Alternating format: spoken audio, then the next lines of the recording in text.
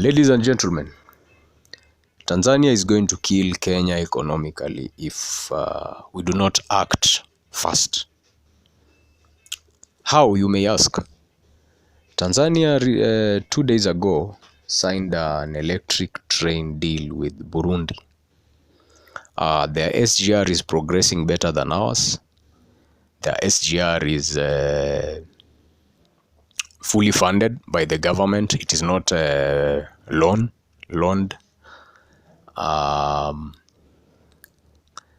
Their SGR once again is almost is electrified. Is getting electrified, and they have a plan to connect it to DRC with its resource-rich economy. Once it passes through Burundi, their main target is DRC. They are also targeting Rwanda, and they already have signed a deal, and the pipeline is already being built with Uganda.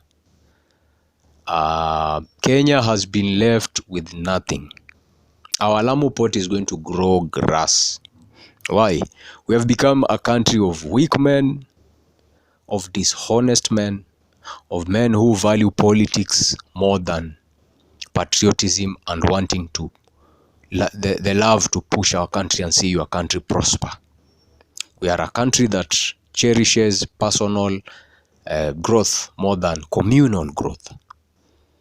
I would rather be a millionaire living in a community where people live in shacks and I don't care and nothing will hit me. That is being selfish. If your MP comes from an area where there are no roads, he will rather buy a 4x4, a Prado, than tarmac the road and buy a small car. That is Kenya for you. Our other neighbors, Ethiopia. Ethiopia has discovered massive reserves of natural gas. Trillions of cubic feet of natural gas. Guess where it is going to pump the gas through? Djibouti port, not Lamu port. South Sudan is still pumping its oil through Khartoum. We are being sidelined by everybody else, and we are here thumping our chests, calling ourselves the powerhouse of East Africa. People are already re-strategizing. The same kind of slumber is how the US slept, and China took away the world right under its feet, still thinking that it runs the world.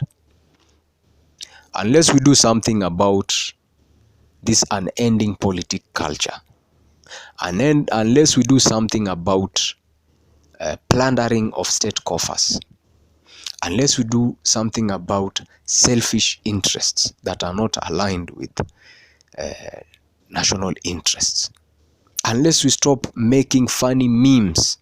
And by the way, if I get the opportunity to run a government, there will be no corruption because there will be no money to steal.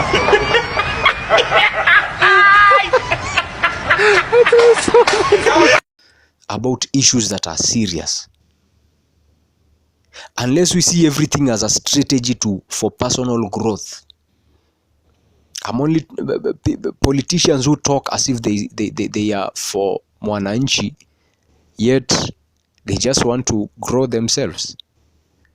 This is the dishonesty I'm talking about. We have become a society that is just doesn't feel anything about dishonest men. Somebody lies to you, he was just campaigning. A politician steals, it is natural for politicians to steal. And we even create memes about it and laugh about it. Our neighbors have gotten tired of us. Our neighbors are already aligning themselves with each other and they are doing away with us. Never ever have I ever seen a Kenyan president getting a summon to another East African state. I tend to feel like Ruto was summoned by Kagame.